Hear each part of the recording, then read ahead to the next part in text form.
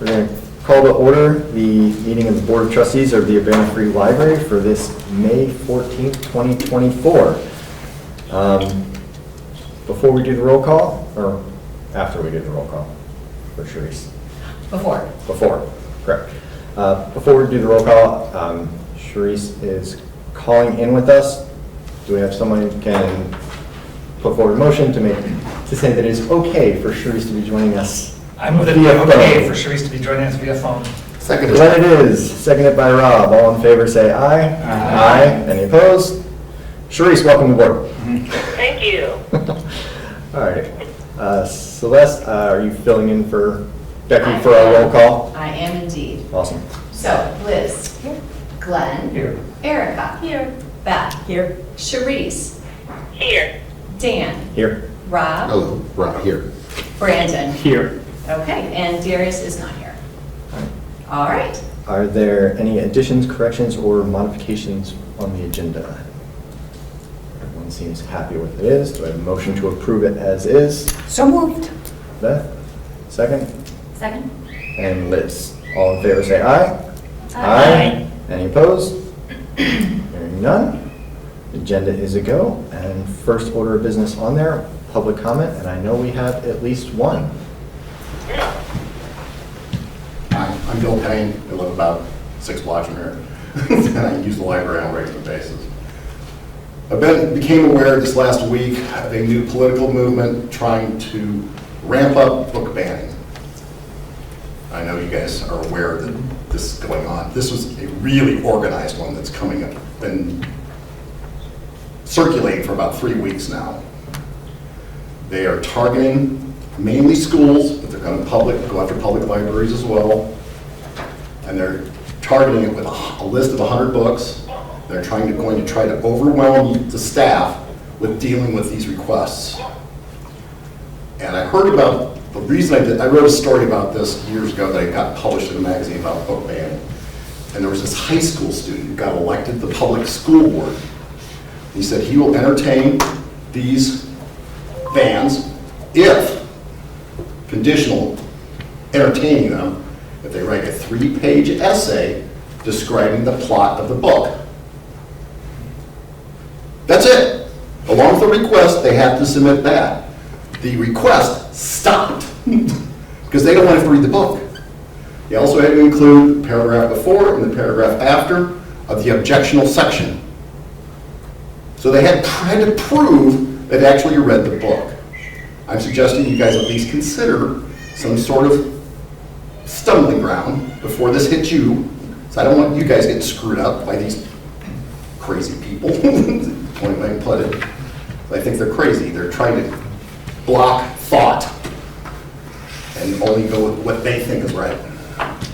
So that's why I'm here. Thank you for listening to me. Is this, do you know, a local movement or sort of a larger one that's It's a running? larger national movement. Do you know what it's called?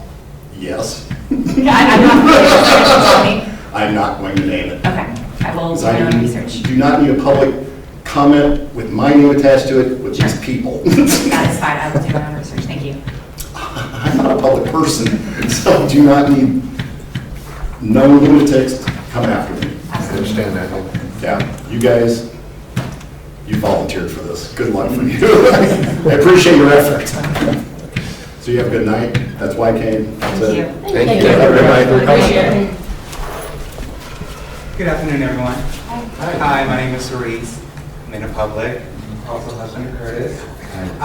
Before I start this, I wanted to ask, because I know that the budget is going to be talked about here at this meeting today. Is there any plans in this latest budget for a teens only space? We do? Great. I'm looking forward to hearing about that, because the reason I'm bringing that up. It's in our building program, which will also be discussed briefly. It's not in the current budget. Well, more reason for me to bring this up then. So I'm not sure if you're all aware, but from experience, teens, especially teens of color, are typically kicked out of the second floor computer lab within an hour for being too loud.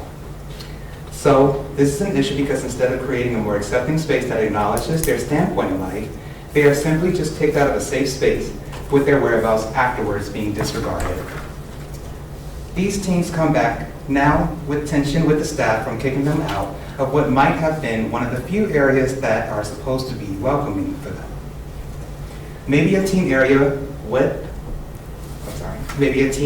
be a space that is more welcoming and can accommodate for the action with action plans for teens who are allowed. Meaning that not only should there be a space for teens, there should be programs geared toward teens and interactive items presented in that teen space.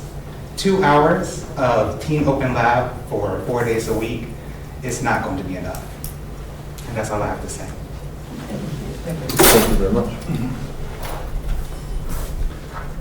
All right. Anyone else? Moving on to 6.1, the Alice presentation. All right. Good evening. I'm way up here. I hope you can hear me okay. Do you want me to move the mic over there? Am I good? She should be fine. She should be okay.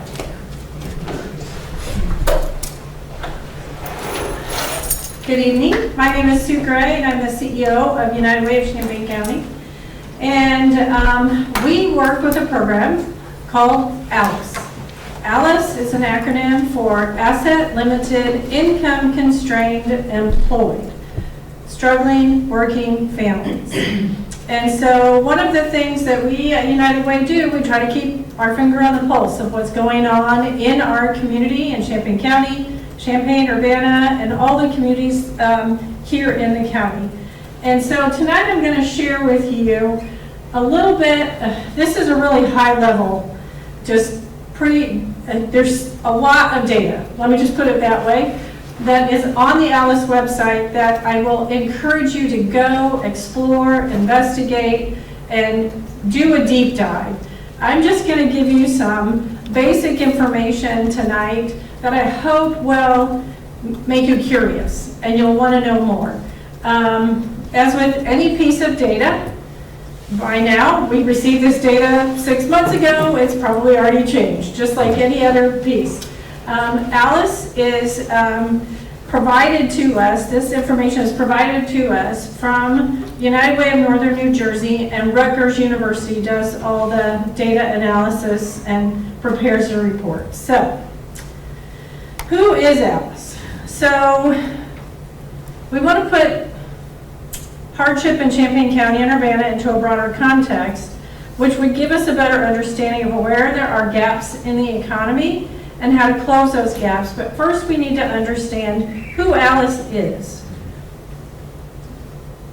So these are families that earn just above the federal poverty level, but are not enough to afford the basics. So you've got that federal poverty line, and you make $1,000 above that, guess what? So, making ends meet can be very difficult. Generally, they do not have savings to fall back on for emergencies or to put away for things like investments, higher education, home ownership, retirement. ALICE spans all races, ethnicities, ages, and genders and communities nationwide. ALICE workers are child care providers, retail salespeople, cashiers, waiters, delivery drivers, caregivers. We all know ALICE. We rely on ALICE each and every day. So when ALICE can't pay the bills, we all pay the price. So what does it look like here? So in Champaign County, 44% of the households in Champaign County are ALICE households. Households below the ALICE threshold, those that are at the federal poverty level, there's about 37,000 of them as in 2021. I'm trying to read numbers and do that at the same time. So total, there are 84,000 plus households in Champaign County. 44% earn less than the ALICE threshold. They are struggling financially. Here in our county, 17% of all households, or around 14,000, were in poverty in 2021. But another 23 plus thousand, or 27%, were ALICE. So you combine those together, That 17%, that 27%, that's where we get the 44%. And I'll tell you what, I remember when my husband and I first got married, and we'd have that conversation around groceries. Is it peanut butter and jelly? Is it soup? Is it leftovers? We used to have what we called our stretch meal, and it would be like rice and beans and hamburger. And you'd put it all together, and it was satisfying. You didn't have to eat a lot, and it lasted a long time. Because when we first got married, we were one of those Alice families. Sometimes it wasn't even paycheck to paycheck. You know, you were struggling to make ends meet. You were doing the best that you can. We were both employed, but it just wasn't enough. And it took some time before we got to the point where we didn't feel like we were always constantly struggling. And we have a lot of people in that situation here in Champaign County. So one of the common questions that we get, especially here, just so you know, Alice report does not include data on households who are living in communal settings, jails, prisons, nursing homes, or dormitories, because that's the students. We all think about those. Young people under 25 who rent apartments are included in the data, and school and university enrollment status isn't an exclusionary factor in this research. I mention this mostly because folks often point out our large student population to explain our higher Alice rate. But the challenging reality is that even if we were to remove all the households headed by someone under 25 from the data, and many of those folks are not students, there are local young people here that stay, that work here, we would still have over 25,000 households. That's still a lot of families. So as we look at Urbana, Cunningham Township, 60% of the households struggle financially. And so that is, that's a pretty big number. And it's the highest township in Champaign County is Cunningham Township. Now again, if we extrapolate out students and that sort of thing, it would still be very, very high. It's not going to have that kind of impact. So let's look at this next demographic, which I think is more telling of how things really are. And this, I think, goes not only just for Cunningham and Urbana, but I think in Champaign County in general. The highest percent of hardship is with single female head of household. They're either Black or Asian and under 25 years. Of course, the lowest percentage of hardship, married with children. Wasn't there a TV show about that? I'm showing my age. White, 45 to 64 years old. And again, as I said earlier, Alice exists across all ages, all genders, all races, ethnicities, and geographies. But some groups are more likely to be Alice as a result of barriers to education, home ownership, healthcare, and financial wealth and savings, among others. The group most likely to earn less than the Alice threshold are those single female head of household. And it's, to me, that's probably the most vulnerable group of people here in Champaign County. And that's a group that we pay special attention to. A lot of our program funding and things will go to address these Alice families. It is a top priority for us. When families are struggling, we're all struggling. And that is truly something I believe in. This one is kind of interesting, and I know that's hard to see. And Celeste, you can feel free to share the PowerPoint with everybody. The numbers will be easier to read. But what I find amazing is what the survival budget is. 2 adults with 2 children, and the annual total being $62,000. Okay? That's the minimum household budget that you have to survive here in Champaign County. Rents are high, but I think rents are high everywhere. I recently, my brother was here from Denver, and he said it's impossible to buy a house or rent in Denver. My niece was struggling for a long time to find something affordable. She's single, she has a job, she's working, but it's very, very expensive. And so this budget helps us to determine whether households are above or below that ALICE threshold. And this is localized to the costs in our community. That's part of the research that Rutgers does to provide us with data like this.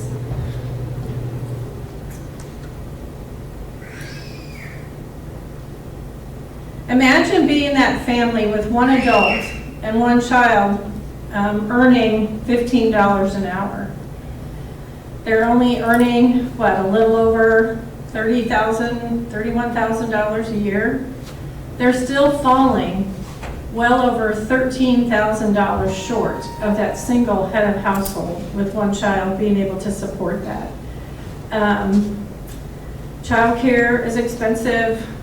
One of the things that we do is we work with the local, we are the local diaper bank here in Champaign County. Diapers are a huge expense, anywhere between $80 to $100 a month. Diapers or groceries? When you're in survival mode, those are the kinds of choices that you have to make. So one of the things that's on the ALICE website is this new economic viability dashboard. And it has a plethora of information. Oops, I went too far. Well, there we go. So they do these categories: work, housing, and community. And we're still digging into this. As a matter of fact, next week we have a training a meeting to really learn how to unpack this information and use it to the best of our ability, and in particular to be able to share it with our community. And help them to understand what these families are going through. So work, for example, they give you the dashboard. One of the things that comes up all the time are jobs and wages. And so this shows you this, there's like a little gray dot, I don't know if you can see it on the outside. That gray dot is the state average, and then where people fall in their wage earnings. Again, I apologize, it's really hard to see. But I think this is kind of cool. So it talks about the strengths and the gaps. So the yellow is caution, green is good. So we have roughly in Urbana, 3,942 people in working age adults, 16 to 64, below the ALICE threshold, out of the labor force with a child in the household. Green is good. Most people who live here and work here have a commute of 15 minutes or less. That is great, especially when transportation is an issue.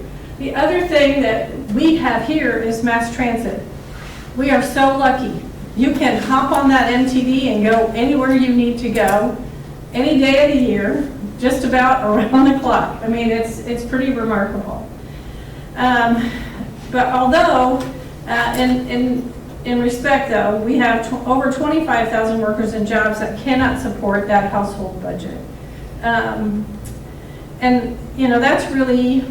that's a struggle. So how do we compare to others? We looked at McLean County. It's a university community, has a community college, actually has 2 universities and a community college. And so has a larger percentage of full-time workers who can meet expenses, 73% versus 60%. Champaign County has a lower percentage of black workers who can meet expenses, 52% in McLean County, 35% in Champaign County. And both communities have 10% below the ALICE threshold, not working but looking for work. So even though unemployment rates are low, there are still a lot of people out there looking for jobs. We always look at housing. Affordable housing is a huge issue here in Champaign County. We struggle with that in this area for a multitude of reasons. One of the things you'll see on this map is the dark shading. The higher the percentage of renter households below the ALICE threshold. So again, ALICE households and households in poverty paying equal to or less than 30% of their income. Oops, I am not good with this. So Anyway, we are, even I can't read that one. Again, you'll see the gray dots on there, that those are your state averages. And then as you look at those different ethnicities and like black renters, the Hispanic renters, and so some are below state average and some are well above. So again, going to that strengths and gaps, 46% of the homeowners here in Urbana are below the ALICE threshold who are not cost burdened, so that's good.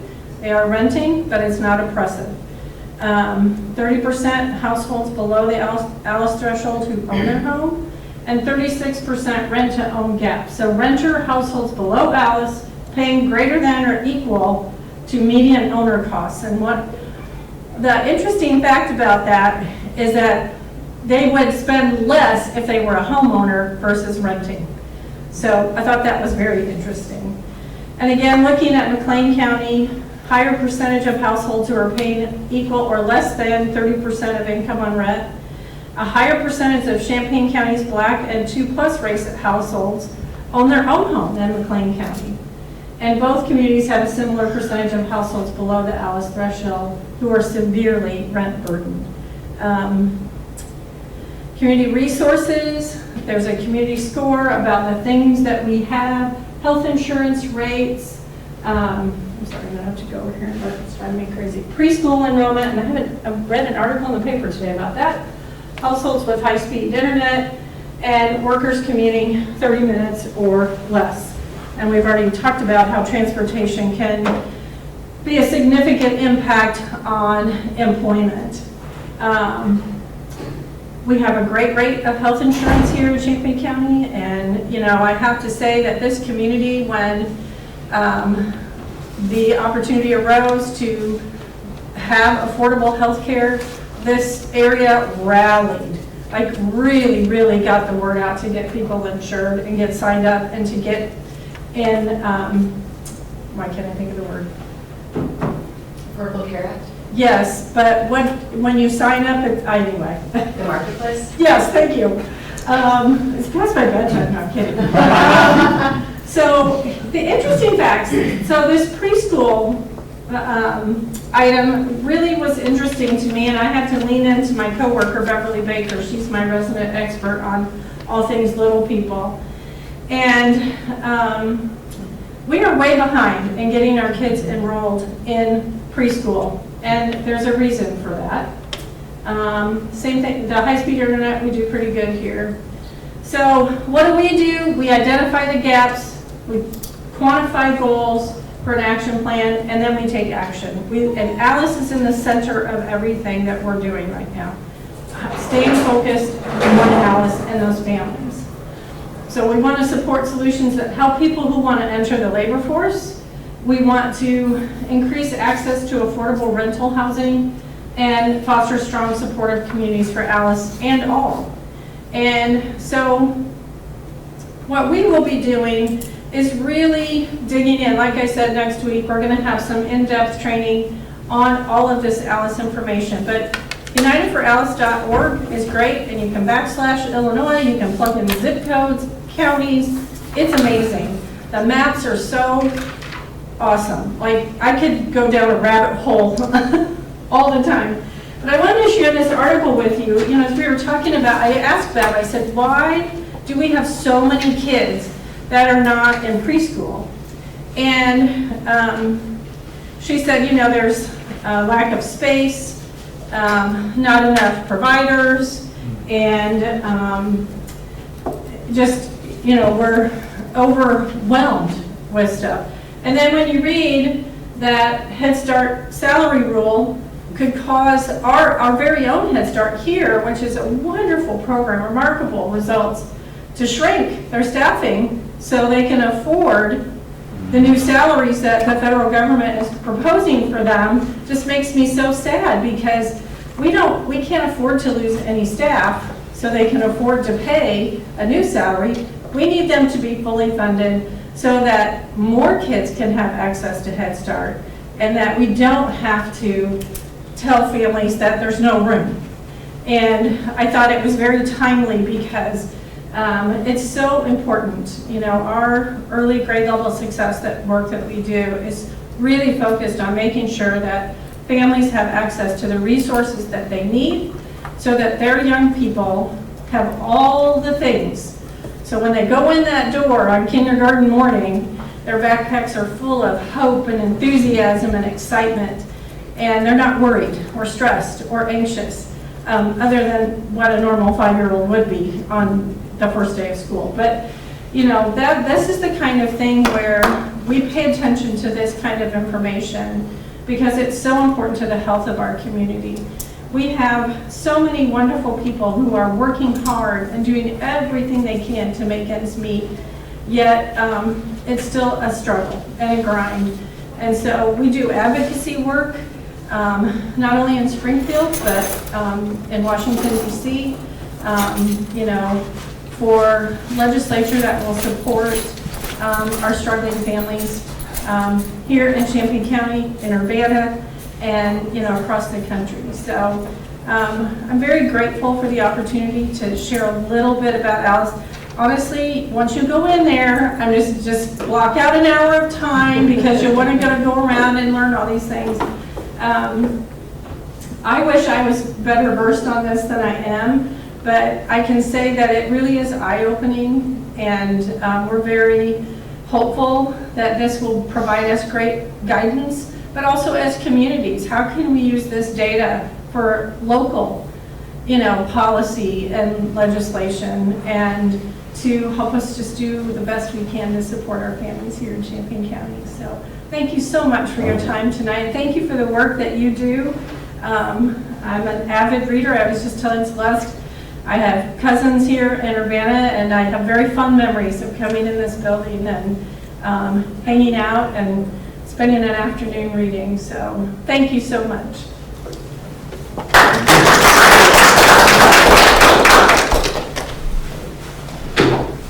Thank you very much for that presentation. Oh, you're welcome. Any questions? Please fire away. I'll answer to the best of my ability. I do have one. So just the one number is the preschool enrollment rate. And there's such a difference between the Clean County, where everything else, to kind of explain, do you have any idea why there's such a difference for that one? I do think that they have more spots available to them. I would have to look at their preschool numbers. Bev and I both talked this afternoon, and we think that number is a little high for Champaign County, and that we'd like to do some digging to really get a more accurate feel for that, but it's too high. And you know, typically, and when I think back, probably pre-pandemic, there was always, in like Champaign-Urbana area, probably about 200 plus kids on a waiting list to either get into the early childhood centers at the school districts or into Head Start. And you know, it would be great. Why don't we just build another building or add more slots? But it can add up. Like 200 kids is over $1 million a year, and that was pre-pandemic. For teachers, for space, supplies, etc. So it's great to build something or to add on to something, but we have to be able to sustain it. And how do we do that? So hopefully, though, as we learn more and we can use this data, you know, we can do some problem solving around that and get our kiddos where they need to be. I hate that any of them are on a waiting list. It's such a great opportunity, and learning is, you know, your most brain development is between birth and 5. So, I know that part of the plan, I taught at Champaign Urbana for many years, and part of the problem I know now too is inability to find teachers. yeah. Like there's just, classrooms empty because they can't find anybody. Yeah. Because as being a teacher for many years, you're often one of the Alice people because Sure you're you not are. getting enough money. Right, Yeah. and you know, wages are, you know, that we need to be competitive, and these are incredibly important jobs. You are shaping the future and you get them at 3 many times. So that's what's, it's so important to have high quality teachers that should be well paid. Thank you so much for your time. I appreciate it. Thank you for asking me. I appreciate it so much. Have a great evening. Thanks for visiting. Yes. All right. Next up, 6.2 is Lindsay. Hello. Well, I have to go after that, my gosh. My name is Lindsay. Lindsay Taylor. I am the new Communications and Development Manager. I was just coming in to need to introduce myself. So I have now been here for about a month, I think. Wow, already. And my background is mostly in retail management and, focusing on sales, growing revenue, and visual merchandising, personnel management, all that kind of stuff. Most recently, I worked for a boutique fitness studio in town, focusing on growing recurring memberships with community outreach, social media management, event planning, that kind of stuff. So, but I learned that I wanted to do something that had a more positive impact on the community. So that's why I'm here, and I'm really excited to work with you all. So that's it. Welcome. Thank you so much. Been there. Could you say something about yourselves for Lindsay for context? Do you mind? We started. Brandon, mind? Start again. Go down. Yeah, I'm Brandon. I guess have I been here a year yet? It seems like it. Yeah, so I mean, I'm a physician, worked for Carl, been here in the community about 9 years, and obviously to get that far in life, you spend a lot of time reading, so. I'm Rob Bennett, and my background is in instruction, academia, and music. And presently I'm an IT person specializing in faculty support. I've been a music professor before. I have always loved public libraries, and especially the Urbana and Champaign public libraries, which I frankly credit for changing my life when I was a kid, because it was just close enough.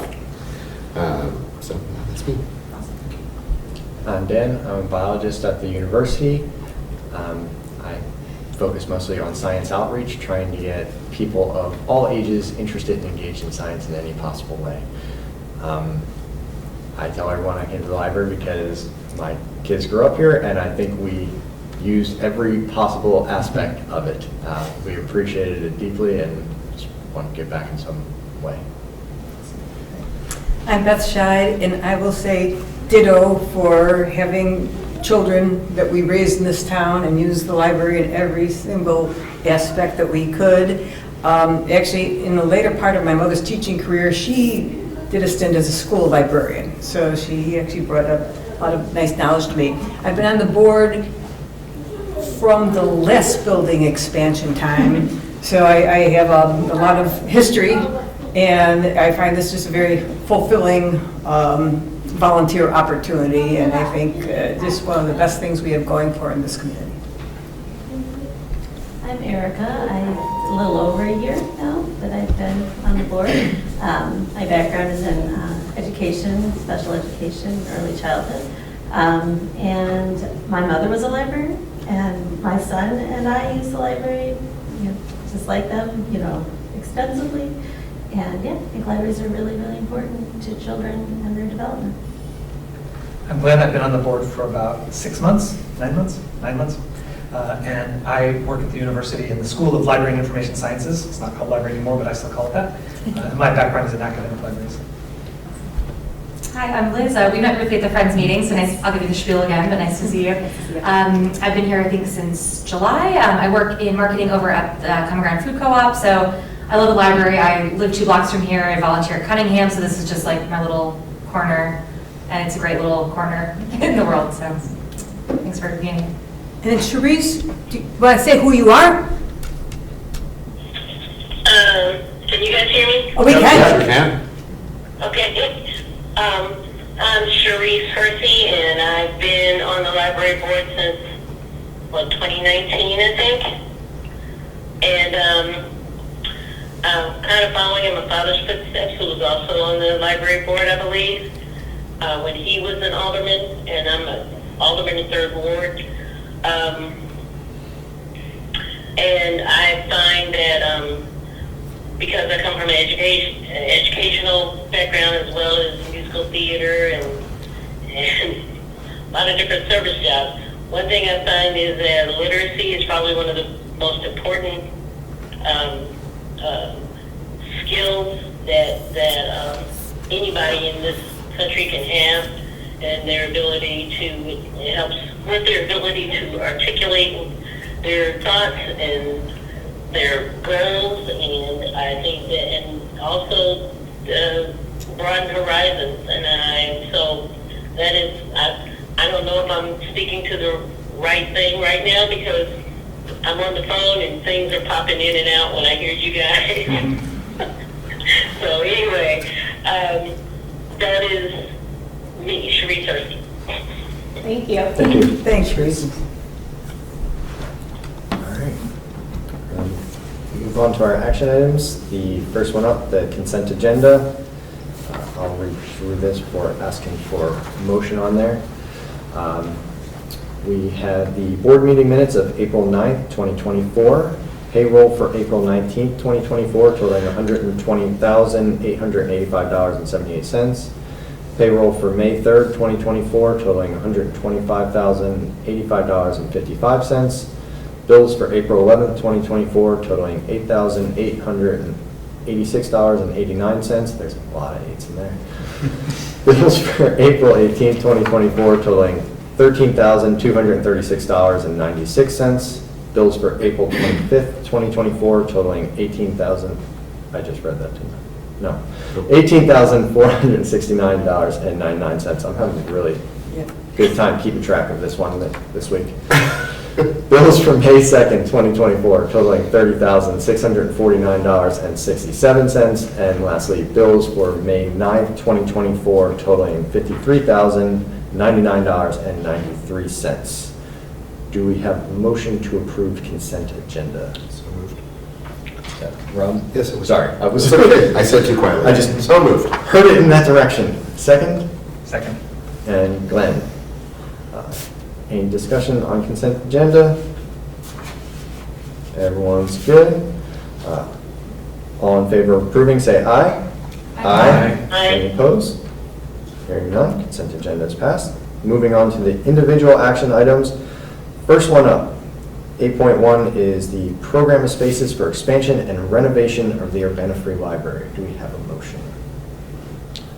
Moved. Erica, and a second? Second. And Sharice. Awesome. Any discussion for the building program? Did everyone enjoy their 250-page read of the building program? Very informative. I guess I have a question related to our public comment, which I found moving, and Yes. that's my first experience with public comments. I don't know whether we discuss them with the people here after they leave, but I'm wondering whether we all and you all believe that the building program adequately addresses that concern, and I guess whether seems like a legitimate concern. Do you all well-founded? I would go ahead and say very much a concern to have a space like that.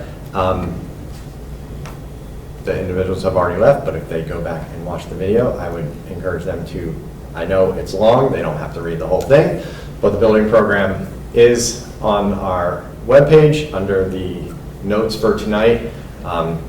If you look at just the first, you don't have to get into the details of it, but like the first 30 or so pages that has a summary of everything, there is space in there for dedicating an entire team lab right there and building a larger auditorium. So this isn't the single multi-purpose room for everything.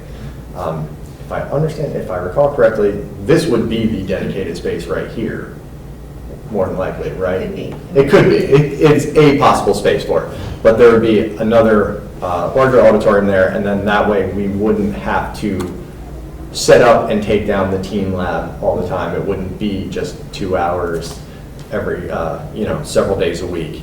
It would be a space that was always there for people. And they thought the program called out their concerns very nicely, page 21, and it pulls out the fact that that the library badly needs space for teens that feels like space for teens. And they talk about needing the safe space and that things are complicated because adults make regularly lose some teen connections, but you have that balance right now that we're trying to balance adult needs and teens' needs. And then it just talked about the limitations of the current space that we have. So I like the fact that this program, just really addressed those concerns. And then, of course, the more the details of how they do that. So unfortunately, if they just hear them, we say, hey, read it right here. Do we normally address comments? Right? No. It's listening. I see. Yeah. I'm sorry, I asked a question then. Next time I'll know. And then I know the discussion now is about the building program, not about the comment, but I'm just wondering if something else should be done in relation to the comment? Is it just a problem that will be solved only when we build a space, or? I think it's fair to say that we work with students and we work with adults and children every day to make sure that we're using our space most effectively. And we try to have consistent rules of behavior for people, generally speaking. And we try to help people find a space that's working for them and where they are in the day. Some people want to talk and interact with each other, so we'll recommend other spaces in the building. So if you're interacting loudly with each other in a quiet space that is meant to be quiet, and assigned as being quiet, that's not the best spot for you. So we'll recommend a place like maybe the front porch or the cafe, what used to be the cafe area up front. So we try to make it so that people can use the spaces, and we want to encourage people to be in the space. Yeah, I understood. I was, just for the record, I do know that the commenter specifically said we need budget for another space. He didn't say we need to change the policies, or it didn't sound like a complaint to me. It sounded like a long-term planning thing. So it does seem like we're responding to that. And more so than budget for a space like that. We need the space for a space like that. Hence the building program, first step in that process. We couldn't really put it in the budget because it wasn't. Right. Thank you for that. Did you have something? Yeah, I'm trying to form my question. I'm wondering if you've been maintaining any kind of statistics on when we have sort of issues like that. I doubt we have. Because I'm just, the comment was, this is happening a lot, and I wonder if we had any data to support that or not. We do not write down every time we ask a person to keep their voice down or to leave if we are banning someone. So it depends on the level. So if someone is being banned from the building for a day, that gets noted. But as far as please stop doing that, I don't have any data myself on within an hour of being in the space. That was a very specific comment. I don't know about data with that. Yeah.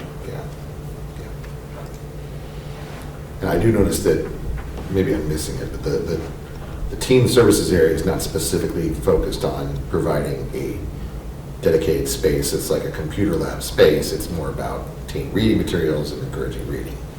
And a little bit of study space, so there's those two tables. Some of the younger teens will use the couple of booths in the children's area as well. So we know every day that we don't have the space that teens want to be able to be loungy with each other and hang out after school. So again, the front of the building sometimes get used for that. People will do that. And the historic part of the building, I mean, that front. And the porch does get used a lot in the summer too. Any other comments specifically for the building program? Once again, they did a very nice job capturing the strengths and weaknesses. Yeah. Appreciate that. It all rang true. All right. All in favor of approving the building program as is then? Say aye. Aye. Any opposed?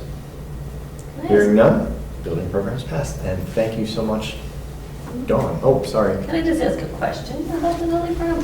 So what happens next? That's part of my goals for the year. Then I'll wait with bated breath. So the things that we need to look at is what the next steps might be. When do we figure out what costs might be and try to figure out how much time we would need to raise money for such a thing? Do we own all the land that we need to own? What are the different pieces that would need to happen? And so that's part of what we'll be doing, is listing out the steps and seeing what, talking to the foundation, which we've been talking to the foundation because they're one of the two fundraising arms for the library. Like, are you ready? and it's not inexpensive. We're in 40,000 square feet. Sorry, we're in 50,000 square feet, so this is an additional 40,000 square feet plus. So it's, it'll be a big undertaking, but so much fun. Oh, Lindsay left, darn it, because that's going to be a lot of communications about our needs and the benefits it would bring to the community. At some point, it will be a matter of working with the architects that you select, Could be the company that we currently have a relationship with, could be that you go out to get different voices and views to pick a different one. That's up to you as a board. And then some type of architectural drawings. Right now, it's conceptually what the needs are. Drawings come later. I didn't know I was looking for drawings. And I just want to thank Dawn, I know, for all her work with Joe and Ingrid Anderson in ushering this through many revisions. Feels pretty good. You know you worked on this for at least 3 or 4 hours, so thank you. At least. 3 years? Yeah. All right. 8.2 is the annual review of designation, annual review and designation of non-resident cards. Is there a motion to approve that? I have a question. I don't know if this is the right time or do I wait until, I just have a quick question about that. The motion and then we'll Okay, discuss. awesome. Yeah. Still learning. No, not a problem. So moved. Glenn I'll second. and Beth. Discussion, Thank you. please. I just have 2 quick questions. So for both the non-resident taxpayer and the non-resident renter, are those fees on an annual basis? And then as far as the non-resident, do we employ that minimum 15% or do we have our own formula that we use? So it is an annual fee, and the option that we recommend is the most cost-effective option for everybody in the community. Our goal is to make sure that we're as equitable as possible. Okay, so that would be that minimum 15%? I believe so. Okay, thank you. And so that is just, there's no change to anything as it is now. It's just looking at it on a yearly basis and seeing if you're still going through it the same way, which is basing it off the tax rate. So, all in favor of approving the non-resident card status as is, say aye. Aye. Aye. Any opposed? Hearing none, that is approved. 8.3, fiscal year 25 compensation of executive director. I'd like to make a motion for this compensation of the executive director so that the board would like to provide the following compensation for Executive Director Mutos for the fiscal year 2025.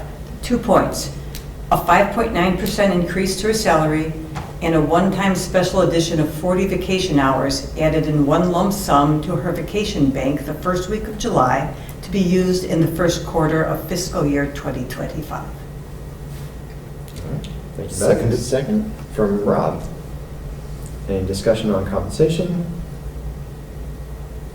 We wanted to do a little better, but yeah, it makes sense to do it this way. Very generous. I have should we note that the 40 hours of vacation is in lieu of desired higher salary, or is that just sort of what happened behind closed doors? And I think just, you know, It is what it is. It is, yeah, it is, I think, yeah, there's a value for those vacation hours, and there's a value for the increase in salary. And we could note that we very much value Celeste. and value the work you did to make this work out, to honor our wishes and to make it work. Thank you. Could we specify a specific place for the vacation? I believe she's already chosen, but if people want to make recommendations. I like the mandate idea better. That's okay. She can use it. All in favor of approving the FY25 compensation, say aye. Aye. Any opposed? Hearing none. Congratulations.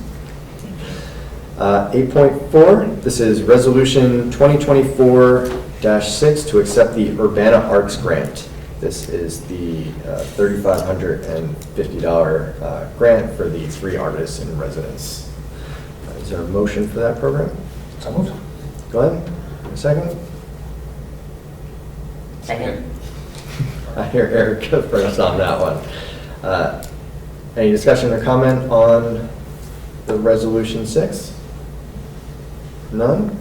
All in favor of passing Resolution 6 to accept the Urbana Arts Grant, say aye. Aye. Any opposed? Hearing none, grant accepted.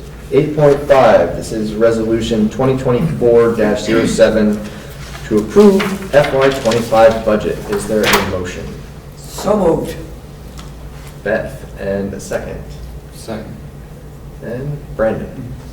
Discussion on the fiscal year 25 budget. Can I ask, because I'm no accountant, and so I was trying to make sense of the whole thing.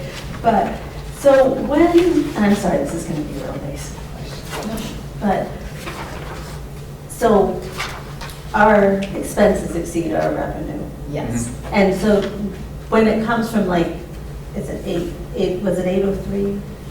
No, I'm forgetting. That, like, so it says the tax, some of it came from, was transferred from, into the 802s, from the 803. I want to have it in front of me too. So somewhere are there balances in those funds? Yes. Like the 810 and the 803, okay. Yes, so all of our funds except the 820s have a fund balance. The 820s were the fund that we kept that was running the Weber, thank you, as I point back this way, the Weber building across the street, which is no more. So that account has been cleared out, but in the other funds, there are fund balances at BC Bank. And so what I will give you, I just got the report structure from the city, so I can share that with you later, but I can talk you through what it is now. So we have fund balances in each of the accounts. So I did a couple things when I was coming up with the, what is a fair number to spend while also remaining, while keeping a certain amount remaining in the bank. So what I picked was the $500,000 we have as an estimate that Mike put in the capital improvement plan for the library, for the roof. We haven't had it quoted out, but that's estimate that he had or has developed. So, and then 4 months of bills. So looking at what the expenses are going to be for fiscal '25. And if you look at this chart, I used a fund function in Excel and took each year, and the Excel color-coded it based on the lowest number of dollars in the bank versus the highest number of dollars in the bank. So you can see where the greens group together, that's when we get our tax payments. And you can see where it looks red. That's not that we're in a negative, it's just that it's less money. And that's generally going to be your Mays and Junes. Our second tax payment, the last tax payment for the fiscal year, comes in June generally. And that's like the 6 months. And it covers the 6 months that you just went through. So we always have to have money in the bank because of the way the taxes come in May, June, then August, September. So I looked at the 4 months of bills and then $500,000 and looked at the past couple of years and figured out how much we could afford to take out and still have enough money to do all the parts and things that we would like to do and moving ahead with making the space better for our patrons and our staff. So what's left in the funds is the 500,000 plus the 4 months of expenses? At least that much, at least. So if we had no other money, we would still have that. Okay. But we'll have other money too. Yes. Oh, actually, I did have a question. This is on the grocery tax, and I can't remember the timing for that. That was, the decisions that were being made, and I know that it would affect Urbana by over $1 million, and that we depend on Urbana for certain funding as well. So I don't know, and Therese, whether you know or not, whether there are discussions about should the grocery tax reduction go through, what effect that would have on Urbana, could that possibly have an effect on the library?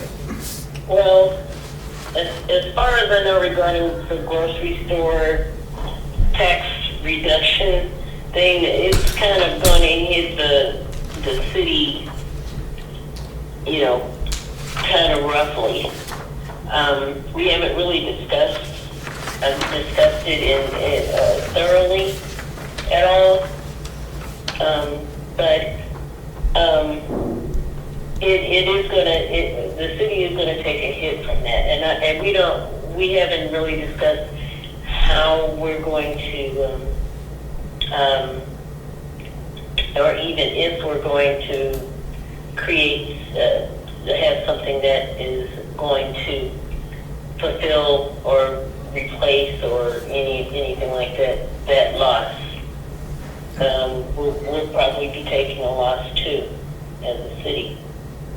Okay. No, well, thank you. It sounds like just something to keep on the radar and kind of watch. And I know it's a little bit early, and a lot of discussions will have to take place. And So a lot of options that were laid out, but just again, I know that the library is affected by the city's financial situation sometimes, and so. Exactly, just- and I realize that as well. I don't know, nor have I really had any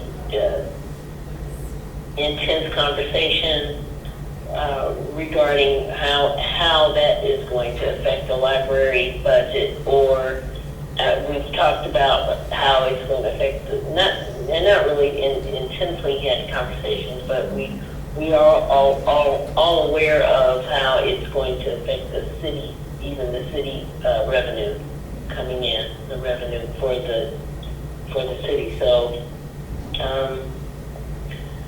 I don't know what else to tell you. No, it's not, it's just, no, thanks, Therese. It's just something that I guess we just keep monitoring. Yeah. Thank you. Mhm.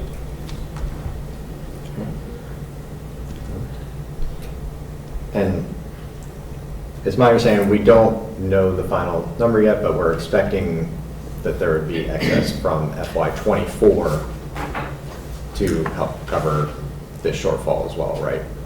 Yes, it looks like we will have money left over, and it's still, like I just got this. Literally still paying it out. Like, that looks so unfriendly, but there it is. And we're not sure how much we will underspend in some areas. And Right. the biggest one is the property tax. So sometimes it just doesn't all come this fiscal year, but it comes July 3rd. Mhm. And so that's part of the, so it will be good, and I will have numbers for you in July. But we will be in good shape with this budget and move our projects ahead. Which is a very important part of it. One more comment, thanks for the readable report, brief and enough numbers, but not too many.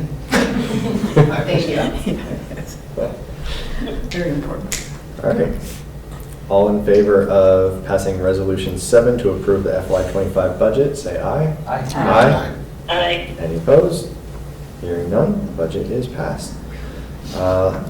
8.6, Resolution 2024-08. This is to enter into agreement between Urbana Free Library and Country Arbors Nursery. Do I have a motion for that one? So moved. Rob, from second? Second. Glenn? All right, any comment or discussion for the Country Arbors agreement? No? Awesome. This was our best bid and our only one, if I understand correctly, so definitely the best bid. But it was fair and it came in within budget, so that's what we're aiming for. And I would assume they would, have some good expertise on it since they designed it. So that works out very well. All right, all in favor of approving Resolution 8 to enter the agreement with Country Arbors, say aye. Aye. Aye. Any opposed?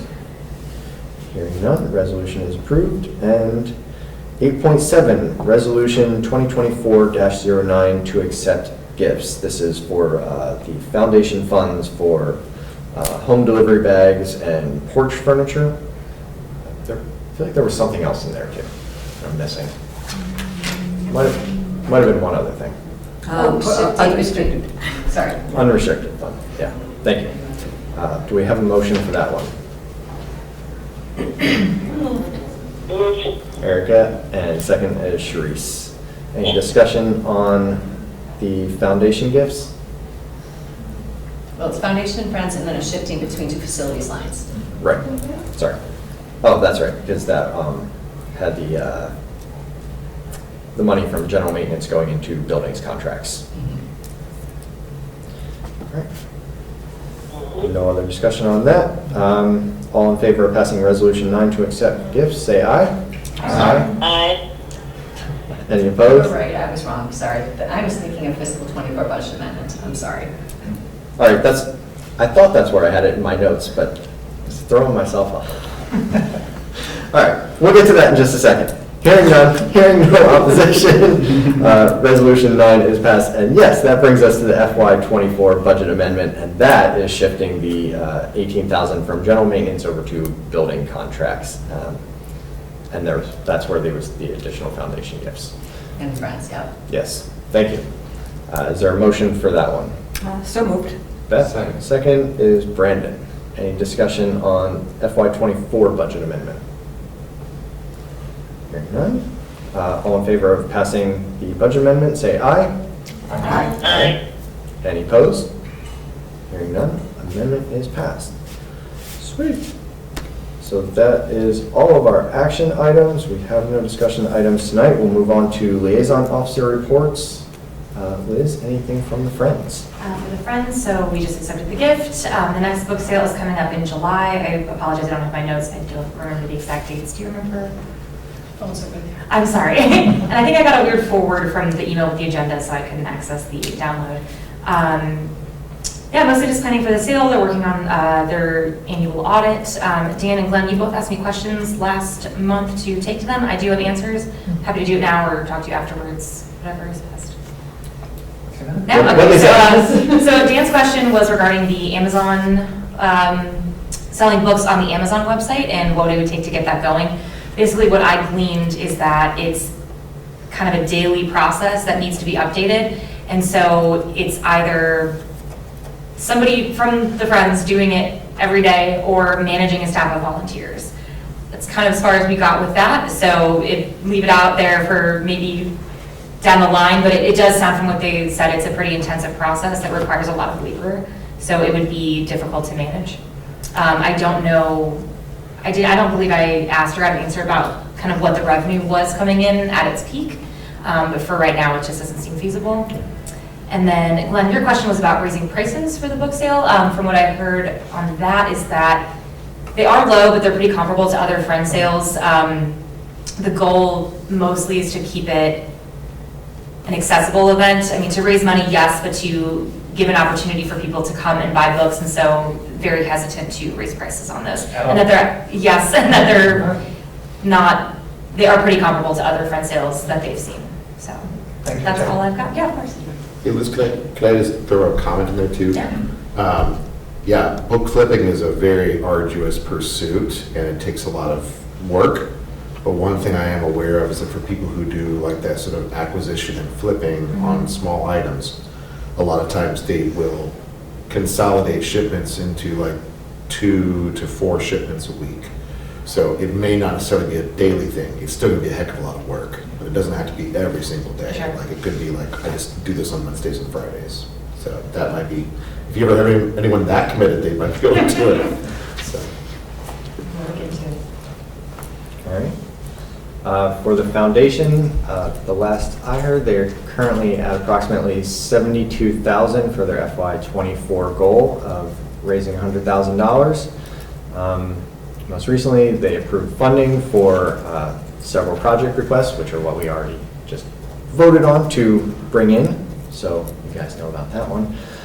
The last thing I'll mention with them is last month we voted on for the city to transfer the Morrow building over to us. There was a little concern on the foundation side of kind of just the vagueness of the wording in that to make sure that it was clear in there that once that transfers over, the foundation does not have further liability for care, maintenance, anything having to do with that building. So there was a request for a slight change on that. That has been reworded, that's been added in there. They're going to be, hopefully, voting on that tomorrow. So that will come back to us again. Everything is the exact same in there. It's just very specifically laying it out that it's our building now. Congratulations. No one else is responsible for it. And the language also includes, sorry for interrupting, but also that the city is not liable or have any interest in the building also. So we will, right. I'll share that with you later tomorrow probably, so you have it. And then if you have any questions about the new language, reach out to me and then we can chat with an attorney and just make sure if you had questions that the questions are answered before it comes to your next board meeting. Right. It is the single paragraph that was added, well, 2 paragraphs, it's the exact same one, but one says city and one says foundation, just saying, this is your building, we release all liability to it. All right. Rob, anything from IHLS? So For those of us already thinking, of course, about next February, there is a member day that has been announced again for February 25th, 2025. I have a feeling you may be hearing that date again at some point. Don't feel obligated to write it down. But there's not a lot else to report this month. With our public comment, I thought I would mention also again that IHLS has been beating the drum to join anti-book banning organizations and volunteering for that. The Illinois Library Association, which is not IHLS, does have a page where you can volunteer for some kind of organization in your community, or maybe not in your community, but somebody else's. As long as we're talking about ILA stuff, I want to congratulate Rachel on her amazing appointment mentioned in the packet to the executive board, which sounds very involved and And in case you want even more honor than that, there is a nomination process for the ILA's awards, which again you can see on their website. So they are accepting nominations for those for anybody here at TUFL or beyond. So that's what I got. Great. Any admin reports? I don't have a report, but I have a request. I did email all of you over the last month. The state of Illinois kind of requires us to do sort of trainings every year, and one of those is reading over the whistleblower statute and what our procedure is. So I emailed you the documents and a link to just say that you looked at them. The Board of Trustees is included in the state's definition of employee or member of the library, so that's why you all are involved. I can guarantee it's less than 5 minutes of reading, so it's not a big deal. And thank you to those of you who are already submitted. I appreciate it. But I just want to make you aware that it is in your UFL email. Rachel, do you have sorry, Todd, do you have you're sitting so close together. I'll blame my astigmatism. Is there a deadline for that? Not specifically, no. I mean, by the end of the calendar year, Okay. So, but there also is, the harassment training one that's in there as well. So I always just encourage people to kind of chip away at it.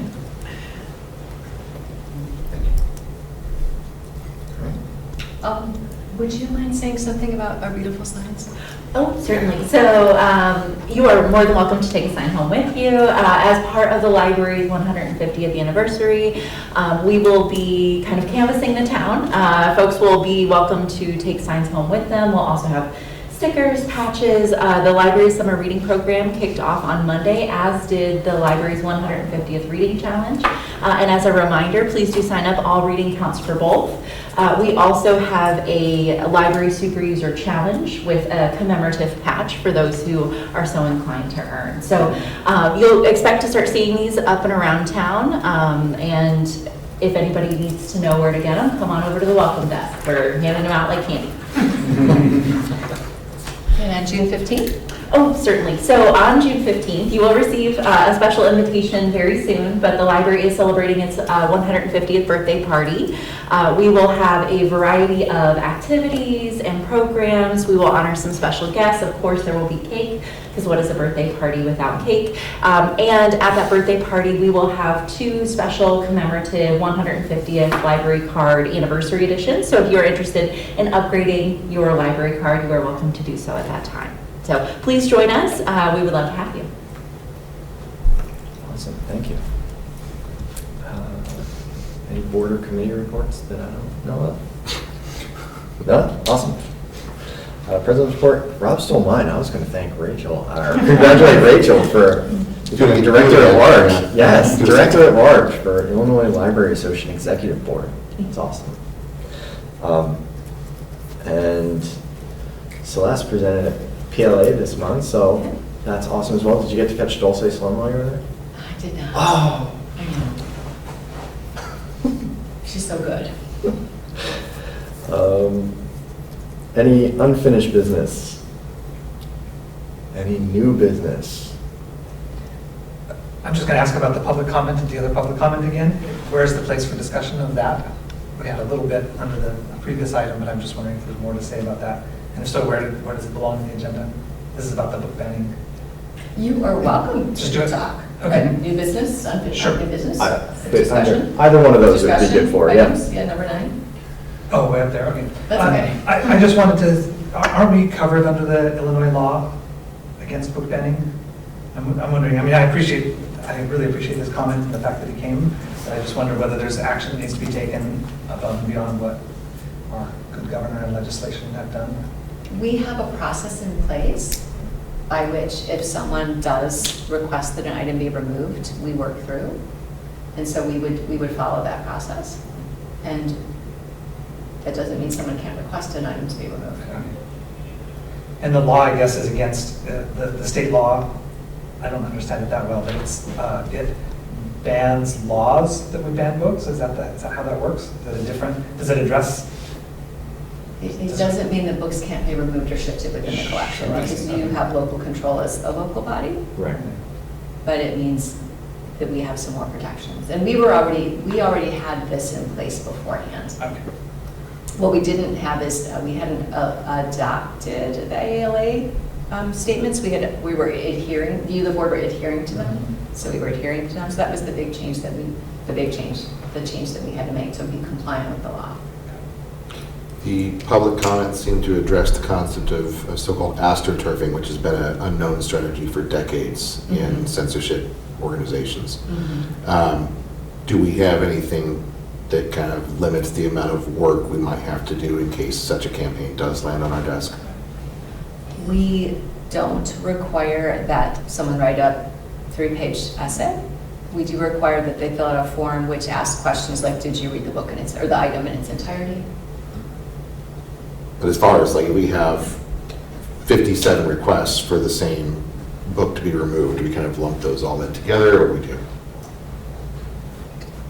We would follow the process for each one. I guess it depends if they all come in the same day or how that works. If X number of people started into the same book, we could have the same process because it is about title, particular title.